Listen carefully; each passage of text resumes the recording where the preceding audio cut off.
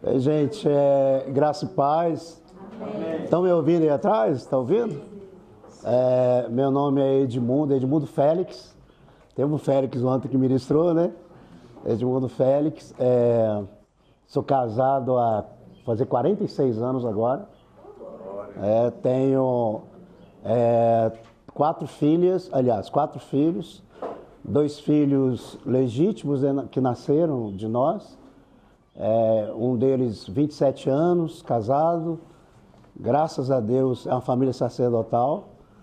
Ele me deu uma neta agora de 3 meses, a Rebeca, é branquinha igual o vô, loirinha. Puxou a avó é italiana, né?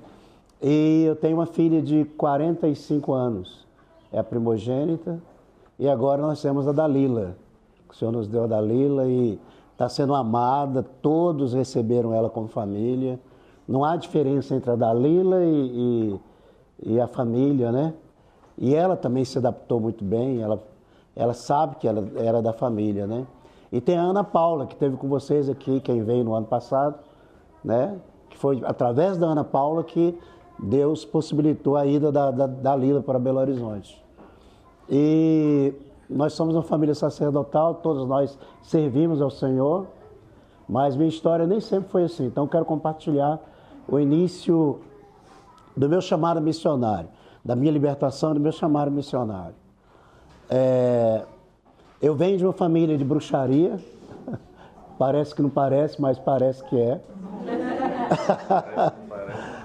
Eu vim de uma família de bruxaria, meus pais entraram, né, na bruxaria com os parentes deles, e eu lembro que Deus me trouxe a memória há pouco tempo de um ritual. Eu tinha 6 anos, eles me levaram para uma lagoa e fizeram um ritual onde havia uma transferência de poder das trevas da minha tia, que era líder, para a minha vida, para me substituí-la. E Deus me lembrou que nesse ritual teve abuso, eu fui abusado nesse ritual. Estava meu pai pelado, estava meu tio pelado, todo mundo pelado. Deus me lembrou tudo isso, né? E ali começou o inferno na minha vida. E passou-se um tempo, na minha adolescência, eu quis largar a bruxaria, juntamente com minha irmã, que é mais velha do que 1 ano. E o espírito, o demônio, ele deu um recado dizendo: aquele que nos larga, 3 coisas a gente faz: ou deixa louco, ou mata, ou deixa aleijado. E nós não conhecíamos Jesus, mas deixamos a bruxaria. E 3 meses depois que deixamos a bruxaria, minha irmã estava dirigindo de uma cidade para outra. Naquele tempo era um Corcel 2, que era o carro do ano, né? E o cinto não era assim, era na barriga, né? Aí estourou um pneu dianteiro, o carro capotou, ela foi jogada para fora da estrada, e o motorista de ônibus viu, desceu e foi socorrê-la de qualquer maneira. Ela teve fratura na medula, ela não tem uma perna, e até hoje ela está de cadeira de rodas. Ou seja, ele cumpriu a palavra, né? Aquele demônio cumpriu a palavra na vida da minha irmã. Alguns meses depois, na mesma estrada, na mesma curva, eu estava indo de carro, e um caminhão cheio de madeira, toras de madeira que leva para as serrarias, veio, bateu de frente onde estava, e eu lembro que eu saí pelo para-brisa do lado do carona. Eu lembro eu voando, assim, aquelas imagens. Eu fui jogado fora também, sentindo o cheiro de queimado. E eu acordava e voltava a consciência. Eu lembro que as pessoas falavam assim: dá água para ele. Outros: não dá não pode. Aí me levaram para o hospital, eu quebrei a clavícula, quebrei o punho. E no hospital os demônios apareciam, dizendo: eu já deixei sua irmã aleijada. Eu deixo você, ou eu mato você, ou deixo você louco. Mas eu não me importei com aquilo, não é? O tempo foi passando, casei novo, por isso que eu tenho quase 46 anos de casado, né? E a loucura começou na minha vida. Os demônios me possuíam, eu ficava 3 dias sem minha consciência. Nesses 3 dias eu não sabia o que eu fazia, já casado, não sabia o que fazia. Começou antes do casamento, no casamento ainda continuou. Eu lembro que uma vez eu acordei dentro de uma delegacia, preso, né, num bairro de Belo Horizonte, o Jatobá, não sei quem conhece, né? Na época que a polícia era muito perigosa lá, a polícia metropolitana, né? E eu estava lá, deitado no chão frio, preso. Eu não sabia o que havia feito, mas eu disse que eu fiz coisas horríveis, né? E assim acontecia sempre. E eu comecei a me tornar alcoólatra. Eu tomava 2, 3 litros daquele Odeite, né? Por semana, fim de semana. Eu me arrependia, chorava com minha esposa. Minha esposa italiana, brava, me dava uns tapas, né? Fica quieto aí. E eu tinha que ficar, porque ela é brava, né? E ela tinha razão. Eu prometi, eu não vou, na outra semana, bêbado de novo. Comecei a ser viciado em maconha. É terrível, né?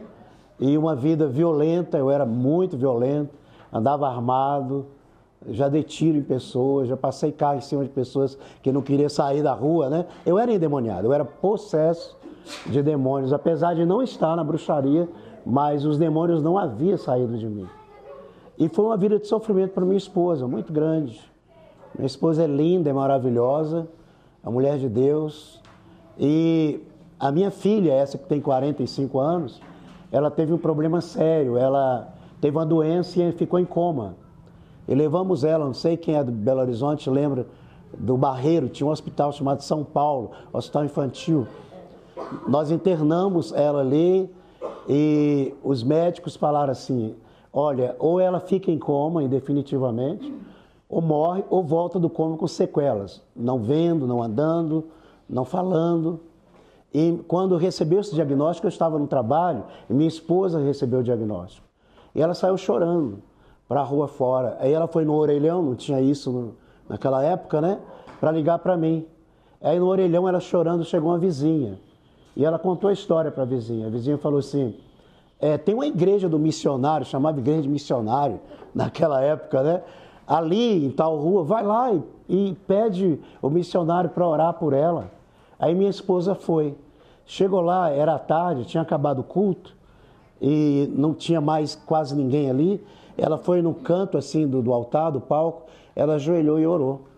Ela disse, Deus, eu não te conheço, mas se o Senhor trazer a minha filha à vida, eu estou consagrando a Ti a vida da minha filha, da minha família e a vida do meu esposo. Aí a coisa pegou, né? Porque eu não gostava de crente, eu tinha ódio de crente. Para mim, crente era aquele que usava uma gravata em desacordo com a calça, com a camisa, com o paletó. Para mim, era gentinha, era ignorante. Esse era o conceito que eu tinha de crente, né? E ela volta, aí ela está ajoelhada e Deus fala com ela assim pela primeira vez. Ela ouviu a voz de Deus. Volta no hospital. Eu ouvi tua oração. Ela volta para o hospital. Quando chega lá, a Aline estava sentada na cama, junta médica ao lado, sem entender nada. Aí minha esposa falou, é milagre. Eu orei a Deus e Deus fez um milagre com ela, né? Hoje a Aline é casada, me deu 2 netos, um de 19 anos, que puxou a avó, é loiro também, né?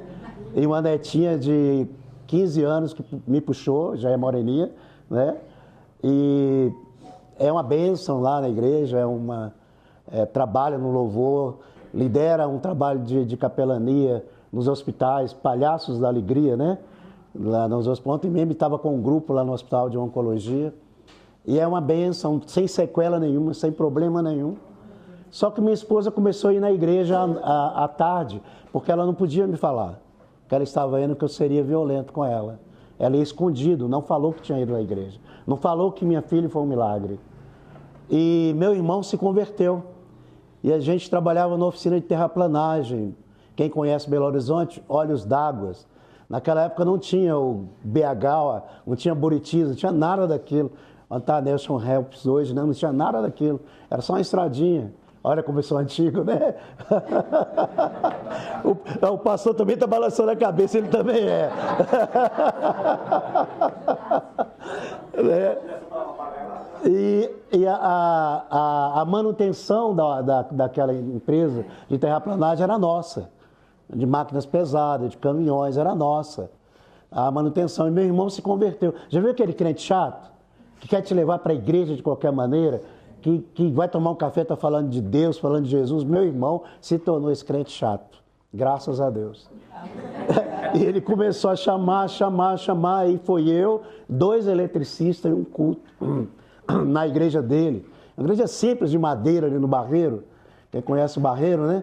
Barreiro, não, onde tem o Via Shop hoje, era uma montanha de minério, porque o trem de minério pegava os minérios ali para carregar para o porto. Então, eu nunca tinha ido na igreja, não sabia o que era Jesus, nunca tinha lido Bíblia, eu sabia o que era bruxaria, porque os demônios falavam comigo, eu via eles. E eu estava assentado no penúltimo banco, junto com os 2 amigos, né? E eu não lembro o que o pastor pregou, eu lembro que tinha uma menina tocando guitarra, uma guitarra branca, e cantando uma música: sem Deus nada somos neste mundo, sem Deus nada podemos fazer, nenhuma folha da árvore se move, se não for pelo seu poder. O maior milagre deste mundo foi Jesus, que operou, minha alma manchada de pecado, na cruz ele lavou. Ele gravou isso na minha mente naquele dia. E eu me peguei chorando, igual criança, chorando. Eu lembro que meus amigos choravam também. Eu tentava parar, porque eu aprendi que homem não chora, né? Ai, que engano, né? Mas eu fui criado assim. Eu tentava, mas não conseguia. Eu chorava. E ali, naquele dia, o peso foi tirado de mim. O poder de Satanás foi quebrado da minha vida, mesmo sem eu saber, né? Eu fui liberto da droga, que eu não usei mais, do cigarro, eu fumava 3 maços de cigarro por dia, do alcoolismo, da violência, das armas. Eu tinha um Tauro 38, eu era bravo demais. Hoje eu sou bravo, comprava feijão e arroz e ovo frito. Né? Tudo foi quebrado ali naquela noite, eu não sabia.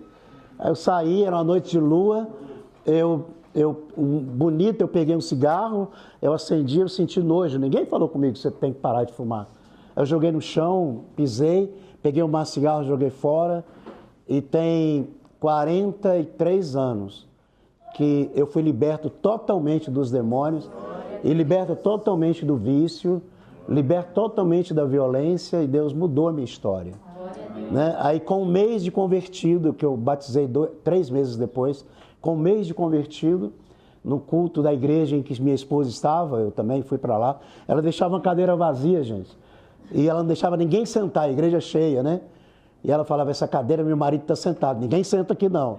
E ela intercedia por mim. E teve um dia que ela olhou para trás e me viu entrando. Eu falei: vem, sua cadeira está aqui. Aí eu sentei ao lado dela. Né? Aí eu descobri que ela era crente, que ela estava na igreja. Né? E ela descobriu que eu dei minha vida para Jesus também. Aí com um mês, no culto de virada de ano, o pastor pedia para todo mundo ajoelhar, ajoelhei. Aí eu tive uma visão, com um mês. Eu fui arrebatado. Eu estava em uma montanha enorme e tinha um caminho assim, aquele caminho entre o vale e outra montanha, de terra batida. Eu estava em pé e um anjo de uns 6, 7 metros, em pé na minha frente, só que ele não tocava o chão. E ele olhava para mim com muito amor. Eu vejo essa visão, eu nunca esqueci.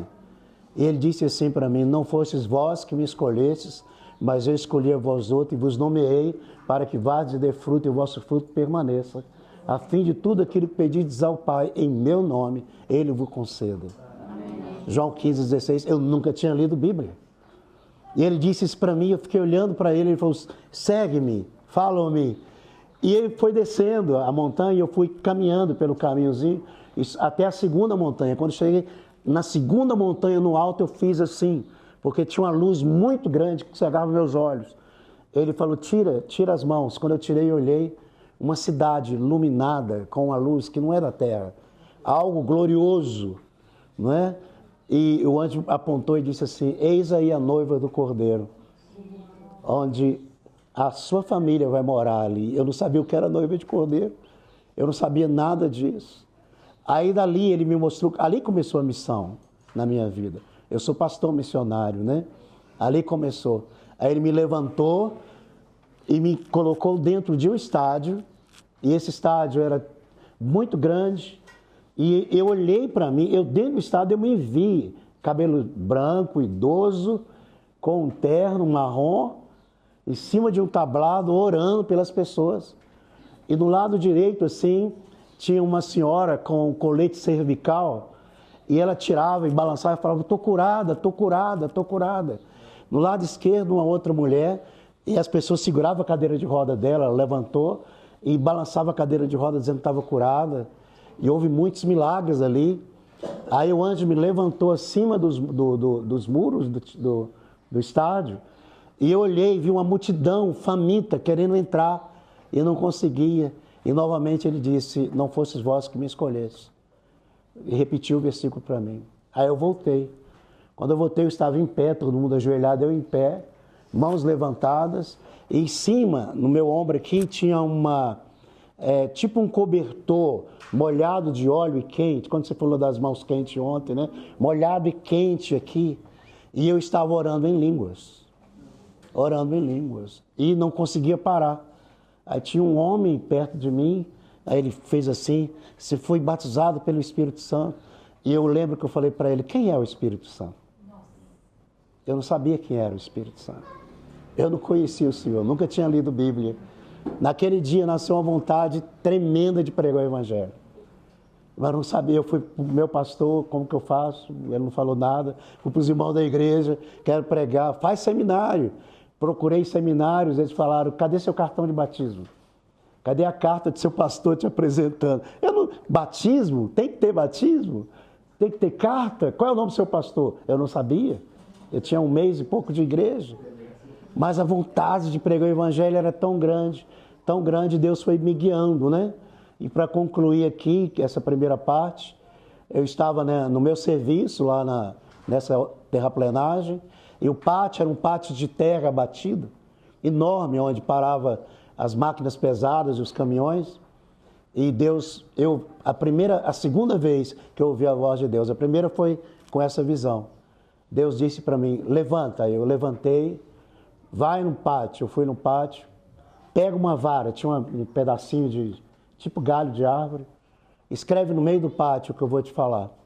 E eu fiquei lá e ele disse, Albânia. Aí eu escrevi Albânia. Eu não sabia o que era Albânia. Não tinha internet nem Google naquela época. Tinha enciclopédia. E não era todo mundo que tinha enciclopédia basta, não, que era caro, né? Aquilo ali era difícil. E mesmo assim as informações não eram informações atuais, né? E Deus falou, ora pela Albânia todo dia. E eu comecei a jejuar e orar por Albânia. Eu falava, Senhor, sara a Albânia, cura a Albânia, tira a Albânia do hospital. Tenha misericórdia de Albânia. Ô, Senhor, essa Albânia está sofrendo. Para mim, a Albânia era uma pessoa, né? E eu orei pela Albânia, orei. Anos pela Albânia, né? Aí um dia eu estava ouvindo... Aí eu estava ouvindo reportagem. O repórter falou assim, Albânia é um país do leste europeu, ao lado da Itália, né? Foi liberta essa semana do ditador comunista, que fechou igrejas, que matou padres, pastores, que proibiu o evangelho. E hoje o evangelho está voltando a entrar novamente, os missionários voltando a entrar novamente. Aí eu caí no chão, comecei a chorar, e Deus disse, eu te levantei primeiro como intercessor de missões, de intercessor de nações, aliás, né? Essa é a primeira missão que eu te dou. E Deus disse, eu estou te dando um chamado missionário para governo, tem uma missionária que teve na Albânia, acho que morou lá 2, 3 anos, e eu vi ela contando que Deus fez grandes obras ali. E eu falei, você não sabe de nada. Eu fui um dos instrumentos que Deus abriu a porta para você estar lá, né? Porque às vezes o missionário chega num lugar, mas não sabe quem arou a terra antes, né? Quem trabalhou antes para aquilo se tornar possível. Como o pastor Félix, né? Que trabalhou 30 anos de oração, intercedendo por esse lugar, para hoje estar florescendo a obra de Deus aqui, não é? E aí Deus disse que eu estava trabalhando para governo. E para concluir, tivesse um irmão da igreja aqui dizer, já falou 2 vezes, pastor. Diz que eu falo 5, 6 anos de concluir.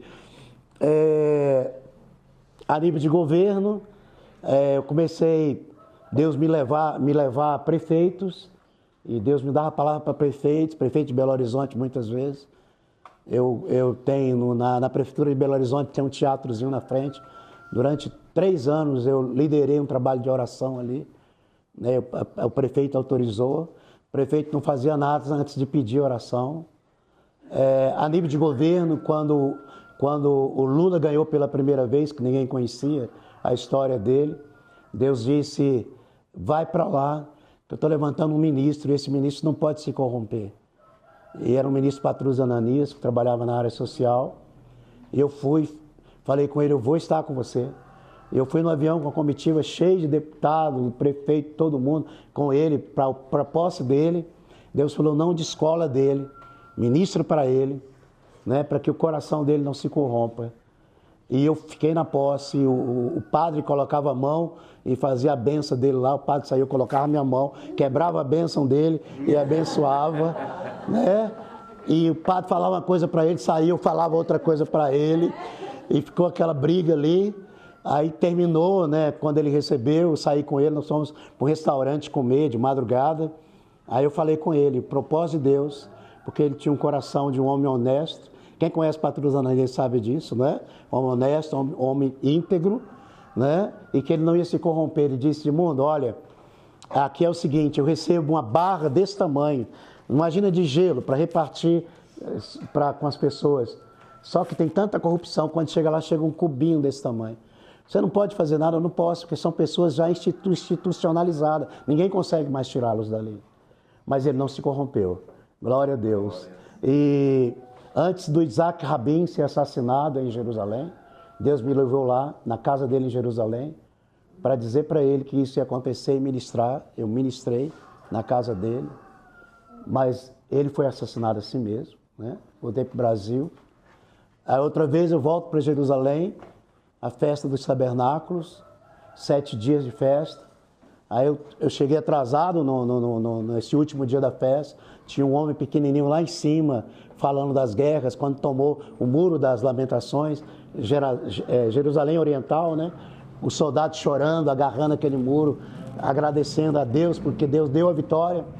Aí Deus falou no meu ouvido assim, desce, pega na mão dele e diga que eu vou levantá-lo como primeiro-ministro de Israel, porque ele tem mão forte, ele não negocia as minhas terras, como Isaac Rabin negociou. Eu me achei tão pequeno que eu não fui. E eu fiquei assim, Deus não falou, tal. Aí de repente ele gritou, desce, faz isso. Eu disse, cheguei lá na frente, ele tinha acabado a palestra dele, ele foi para o lado de cá, eu falei, Deus, olha, ele está indo embora para o outro lado. Deus, fica quieto. Aí ele deu a volta, voltou, chegou em frente de mim, parou, virou para mim, eu peguei a mão dele, eu segurei a mão, falei, Bok Tov Shalom, e em inglês eu disse para ele, Deus está te levantando como primeiro-ministro de Israel, porque você tem mão forte, você é valente, e você não vai trocar as terras de Israel, as terras de Deus por paz, como fez Isaac Rabin. Se Isaac Rabin continuasse vivo, não existiria Israel hoje, não é? Que ele daria as terras todas. Aí ficamos 4 minutos, ele chorando, eu chorando, ele levantando, ele concordando ali, e eu tremendo. Eu lembro que eu tirei, naquele tempo, acho que não tinha isso, eu tirei uma maquininha para tirar uma foto, a maquininha não funcionava de jeito nenhum, não tirei, né? E eu fiquei ali, pegando a mão dele. Aí ele saiu, e o Mossad, que é a polícia federal deles, né? Tudo armado assim, e ele foi embora. Eu voltei para o Brasil em 2001, e em 2001 eu novamente pela televisão, está lá o homem, né? Levantado como primeiro-ministro de Israel, né? Estou tentando lembrar aqui que é o Ariel Sharon. Aí caí no chão de novo chorando, né? Então Deus, além de missões, que eu vou contar um pouco à noite, né? Deus me chamou em missão para governo, de prefeitura, de cidade, de empresas que estão falindo, de ir levantar a empresa, e Deus fala assim, tem tantos funcionários, se fechar a empresa, eles não têm comida, e eu ir lá e falar com o empresário e ele aceitar e orar e Deus levantar aquela empresa. Clube de futebol, o Atlético estava caindo, time de coração, brincadeira, gente. Estava caindo. Aí eu fui chamado para lá e com a diretoria, eu trabalhei 1 ano lá como capelão, né? Nós trabalhamos e levamos muito atleta a Cristo. Quando chegamos lá pela primeira vez, o técnico anterior tinha plantado com a bruxa vários feitiços nos campos. Tem 4 campos lá, vários feitiços, e Deus me mostrou os feitiços. E eu peguei a diretoria, a equipe médica, fisioterapeuta e todos os jogadores no campo, e tudo assim, cheio de nuvens escuras.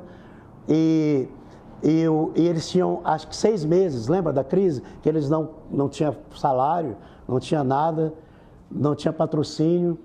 Aí Deus me revelou e Deus disse assim, só tem uma maneira de quebrar.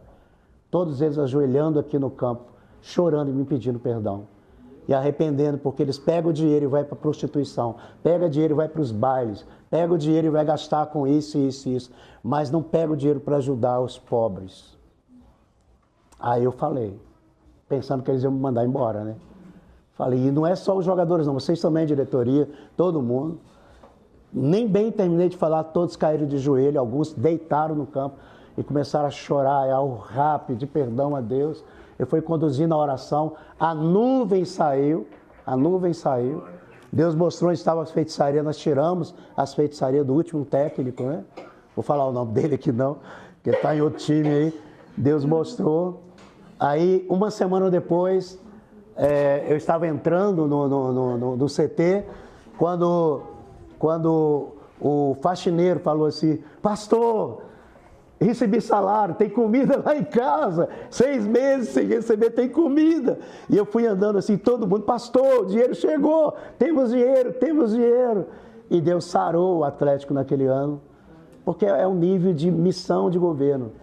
Tem vários tipos de missões, gente. Essa também é uma missão. Amém, gente? Amém. De lidar em áreas de governo, para que as pessoas tenham o que comer, tenham que se alimentar. Amém. Amém. Amém. Você pode aplaudir. Obrigado.